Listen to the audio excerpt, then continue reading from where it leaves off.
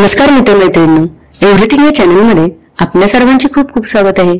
मित्रमैत्रिणींनो, आज आपण आई तुळजाभवानी मातेचा पलंग कोठून येतो याबद्दल आज आपण माहिती पाहणार आहोत। चला तर मग पाहूया। आई तुळजाभवानी महाराष्ट्रातील 3.5 शक्तिपीठात तुळजाभवानीचे स्थान अतिशय वेगळे असून मंदिरातील वेगवेगळ्या प्रथा परंपरा पहिल्याच शेकडो वर्षापासून चालत आलेले रीतिरिवाज आजही कायम आहेत। दळणवळणाची कुठलीही साधने उपलब्ध नसताना पूर्वीच्या काळी देवीच्या मानकऱ्यांनी किती कष्ट घेतले असतील याची कल्पना करू शकत नाही। पलंग, पालखी, बुरलीवाले, भूते, माया, प्रताप, बोंबले यांसारखी मंडळी नगर, पुणे, नाशिक, सोलापूर यासारख्या दूरदूरच्या भागातून येऊन आपल्या सेवा आजही अखंडपणे बजावत असतात। विशेष म्हणजे सर्वांची जगत माता आई तुळजाभवानी ज्या पालखीत बसून मिरवते व ज्या पलंगावर निद्रा घेते ते तयार करणारे हात एवढे छोटे आहेत, सर्वसामान्यांना काय पण मंदिर प्रशासनालाही त्यांच्या नावाची साधी कल्पनाही नाही। त्याचे कारण म्हणजे सेवा बजावणाऱ्यांच्या मानपानातील असणारी गुंतागुंत। तशी पाहिले तर देवाचा पलंग असो की पालखी या दोन्ही धार्मिक दृष्ट्या पवित्र असल्याने आपण कुठल्याही मंदिरात गेलो तर वापर झाल्यानंतर त्या वस्तू मंदिरातच कुठेतरी व्यवस्थितपणे सांभाळून ठेवून पुन्हा त्याचा वापर केला जातो। याच्या उलट तुळजाभवानी मंदिरातील पलंग आणि पालखीचे वैशिष्ट्य म्हणजे या दोन्ही वस्तू एकदा वापर झाल्या की त्या सन्मानपूर्वक तोडून होमात टाकून जाळून टाकल्या जातात। तसे पाहता श्री तुळजाभवानीचे सर्वत्र प्रथा आणि परंपरा इतर देवस्थानांपेक्षा अतिशय भिन्न आहेत। कारण हिंदू धर्मात तुळजाभवानीच्या मूर्तीशिवाय इतर कुठलीही मूर्ती नसेल जी प्रत्यक्षपणे काढून मूळ मूर्तीलाच पालखीत ठेवून मंदिराभोवती प्रदक्षिणा घातली जाते। शिवाय वर्षातून 3 वेळा मूळ मूर्तीला सिंहासनावरून काढून पलंगावर झोपवले जाते।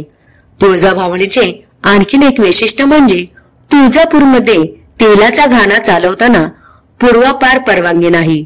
मात्र याच तुळजाभवानीला लागणारा पलंग आणि पालखी घेऊन येण्याचा मान नगर जिल्ह्यातील तेल्याचा आहे। आपण तुळजाभवानी मंदिरातील मुख्य गाभाऱ्यात गेल्यानंतर उजव्या हाताला एक ओवरीत देवीचा पलंग दिसतो। त्या पलंगावर देवीची मूळ मूर्ती काढून भाद्रपद वद्य अष्टमी ते अमावास्या, अश्विन शुद्ध एकादशी ते पौर्णिमा व पौष शुद्ध प्रतिपदा ते अष्टमी पर्यंत झोपवले जाते।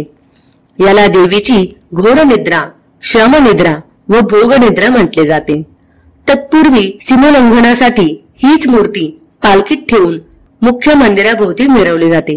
विशेष म्हणजे पालखी सीमोल्लंघनानंतरच लगेचच तोडून होमात टाकली जाते। तर दसऱ्यानंतरच्या पौर्णिमे दिवशी जुना पलंग होमात टाकून नवा पलंग ठेवला जातो। तुळजापुरातील समाजातील एका घराण्याकडे या पलंगाची सेवा करण्याची परंपरा असल्याने त्यांचे आडनाव पलंगे पडले आहे। पलंग व पालखी या दोन्ही वस्तू देवीसाठी महत्वाच्या असल्या तरी त्या आणण्याचा मान हा अहमदनगरच्या तेली समाजाचा आहे। यातही पुन्हा वेगळेपण म्हणजे तेली मानकरी असले तरी त्या वस्तू वेगवेगळ्या जागी तयार होऊन कशा प्रकारे तुळजापूर पर्यंत पोहोचवतात हा सर्व प्रवासच अनोखा आहे। तुळजाभवानी देवीचा पलंग घेऊन येण्याचा मान परंपरेने अहमदनगर शहरातील तेली समाजातील पलंगे घराण्याचा आहे। देवीचा पलंग तुळजापूरला घेऊन येण्याचा मान भलेही पलंगे घराण्यातील असला तरी तो तयार करण्याचे राबवणारे हात दुसरेच आहेत। प्रत्यक्षात देवीचा पलंग तयार करण्याचे काम पुणे जिल्ह्यातील गोडेगाव येथील ठाकूर घराणे परंपरेने करते। श्रद्धापूर्वक पलंग तयार करून दिसल्यानंतर पुन्हा ठाकूर यांचे काम संपले। बिचाऱ्यांना तुळजापुरात आल्यानंतर त्या पलंगापर्यंत जायचे म्हटले तर त्यांना परवानगी नाही। कारण पलंग तयार केल्यानंतर तो नगरच्या पलंगे नावाच्या तेली समाजातील मानकऱ्यांच्या ताब्यात देतो। तेथून तो तुळजापूरला दिशेने रवाना होतो। गोडेगावावरून वाजत गाजत पलंगाचा प्रवास महिनाभर सुरू असतो। त्या दरम्यान तो जुन्नर, नारायणगाव, आळेफाटा, पारनेर मार्ग नगरपर्यंत प्रवास करत असतो। अगदी घटस्थापनेच्या दिवशी पलंग अहमदनगरमधील तुळजाभवानी मंदिरात दाखल होतो। 2 दिवस मुक्काम केल्यानंतर 3ऱ्या माळेला तो नगर जवळील भिंगारच्या मंदिराकडे प्रस्थान करतो। याच वेळी राहुरी येथे तयार झालेली देवीची पालखी भिंगारमध्ये दाखल होते। अतिशय नयनरम्य सोहळा येथे पलंग पालखीच्या भेटीचा सोहळा संपन्न.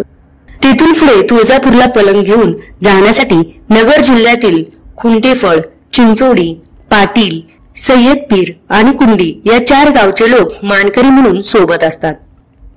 अशा रीतीने नगर, भिंगार, जामखेड, आष्टी, भूम, चिल्लवडी, आपसिंगा मार्गे दसऱ्याच्या आदल्या दिवशी तुळजापुरात दाखल होतो. ज्याप्रमाणे तुळजाभवानी मूळ मूर्ती काढून पलंगावर झोपवली जाते, त्याचप्रमाणे दरवर्षी शिमोल्लंघन खेळण्याकरता मूर्तीच्या पालखीतून मुख्य मंदिर परिसरातून प्रदक्षिणा काढून मिरवली जाते. ही पालखी आणण्याचा मान अहमदनगर शहराला लगतच असणाऱ्या भिंगार बुर्लानगर गावातील भगत नावाच्या एका तेली घराण्यात आहे. पलंगाप्रमाणे पालखी तयार करण्याचाही कथाही काही वेगळीच आहे. त्यानुसार तुळजाभवानीच्या दरबारात पालखी आणून ती मिरवण्याचा मान जरी भिंगारांच्या तेली घराण्याचा असला तरी प्रत्यक्षात वेगळ्या ठिकाणी तयार होते. पालखीच्या तयारीची कथाही फारच आगळीवेगळी आहे. फार पूर्वी तुळजाभवानीची पालखी नगर जवळील हिंगणगावला तयार व्हायची. पुढे अहिल्यादेवी होळकरांच्या गोगरे नावाच्या सरदारांनी पालखी तयार करण्याचा मान स्वतःकडे घेऊन आपले जहागिरीचे ठिकाण असणाऱ्या राहुरीत ती तयार करण्याची प्रथा सुरू केली. पालखीच्या तयारीतही फारच मानकरी होते. त्यानुसार दरवर्षी भाद्रपद प्रतिपदेला पालखीसाठी लागणारे लाकूड राहुरच्या मेहत्रे म्हणजेच माळी घराण्यांकडून येते. कदमांकडून पालखीसाठीचे उभे लाकूड, ज्याला शिपाई म्हटले जाते, तेच फक्त देण्यात येते. पालखीच्या खालच्या बाजूला बोरीचे लाकूड तर इतर लाकूड पूर्णपणे सागवनाचे असते. ते राहुरीतील पटेल सोमेरवाले द्यायला लागले. खांद्यासाठीचा मोठा दांडा असतो, तो जुनाट वापरला जातो. पालखीचे लाकूड मिळाल्यानंतर ते तयार करण्याचा मान राहुरीतील कै उमाकांत सुतारांच्या घराण्यात आहे. यावेळी लाकडाची कत्री करण्याचे काम धनगर समाजातील बाण घराणे करते, तर लोहाराचे रणसिंग घराणे खेळपट्टी करते. अशा रीतीने पालखी तयार झाली की तिची सुताराकडून विधिवत पूजा करून तेली समाजातील धोत्रे घराणे पालखीला राहुरीतील तुळजाभवानी मंदिरात घेऊन जातात. यावेळी दिवे कुंभार पुरवितो, तर तेली तेल देतो. खाली घोंगडी अंथरण्याचे काम धनगर करतो. राहुरीतील तुळजाभवानी मंदिराकरता धोंडी घोगरे यांनी स्वतःची जागा दान केलेली आहे. देवीची पुजारी पण धोत्रे नावाच्या तेल्याकडे आहे. भाद्रपद पौर्णिमेला पालखी नगर जवळील भिंगार गावाकडे रवाना होते. ती नदी पार करून देण्याचा मान कोळी समाजाला आहे. यावेळी ढोर आणि चांभार समाज मशाल धरतात. सुपा, पारनेर, हिंगणगाव, नगरमार्गे 40 गावातून 3ऱ्या माळेला पालखी भिंगार गावात दाखल होते. या ठिकाणी घोडे गावावरून बनविण्यात आलेला पलंग दाखल होतो. घटस्थापनेच्या 3ऱ्या दिवशी भिंगारमध्ये पलंग पालखीची अभूतपूर्व भेट घेतल्यानंतर ते दोघे तुळजापूरच्या दिशेने रवाना होतात.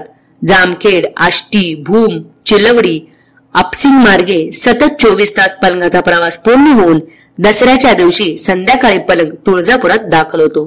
पूर्वी पालखीची याच पद्धतीने यायची, मात्र अलीकडे ती गाडीतून थेट दाखल होते. पलंग आणि पालखी टेकविण्याकरता तुळजापुरातील शुक्रवार पेठेत स्वतंत्र ओट्याची व्यवस्था केली आहे. रात्री उशिरा पलंग आणि पालखीची गावातून स्वतंत्रपणे मिरवणूक निघते. अगदी पहाटेच्या सुमारास पलंग आणि पालखी तुळजाभवानी मंदिरात दाखल होतात. देवीचे सिमोल्लंघन हे दसऱ्याच्या दुसऱ्या दिवशी पहाटे सूर्योदयाबरोबर होत असल्याने मंदिरात प्रचंड गर्दी होत असते. याच वेळी मंदिरातील भोपे पुजारी देवीला 108 साड्यांचे वेष्टन गुंडाळून पालखीत ठेवतात. तेव्हा वारशी तालुक्यातील आगळगाव व गोमाळ्याचे लोक पालखीला खांदा देऊन अगदी 5 मिनिटात मुख्य मंदिराला प्रदक्षिणा घालतात. तेव्हा अपसिंग्यांचा डांगे देवीवर छत्री धरतो. माया मोरतपचा मुखवटा, करगणचा क्षीरसागर तेली, कर्जतचा सुतार दिवटी घेऊन देवी पुढे चालतात, तर राहुरीचे पलंगाच्या पुढे वाजवत तो मुख्य मंदिरापुढे आणून ठेवतात. देवीची एक प्रदक्षिणा पूर्ण झाल्यानंतर पालखीतून उचलून देवीला पलंगावर झोपवण्यात येते. तेव्हा हा पलंग देवीच्या मुख्य गाभाऱ्यात ठेवण्यात येतो. पालखीची मिरवणूक झाली की अगदी विधीपूर्वक त्यांचे वरचे दांड काढून पालखी मोडून होमात टाकली जाते. तर पुढील पौर्णिमेपर्यंत म्हणजे 4 दिवस पलंगावर झोपल्यानंतर पुन्हा देवीजींची सिंहासनावर प्रतिष्ठापना झाल्यानंतर पौर्णिमेला पलंग तोडून तोही होमात टाकून नष्ट केला जातो. अगदी सन्मानपूर्वक पलंग आणि पालखीचा प्रवास पुणे आणि नगर जिल्ह्यात सुरू होऊन मंदिरात समाप्त होतो. फक्त देवीची सेवा म्हणून निशुल्कपणे नगर आणि भिंगारचे तेली देवीच्या चरणी आपली चाकरी अखंडपणे पुढे चालवत आहेत. जय तुळजाभवानी माता.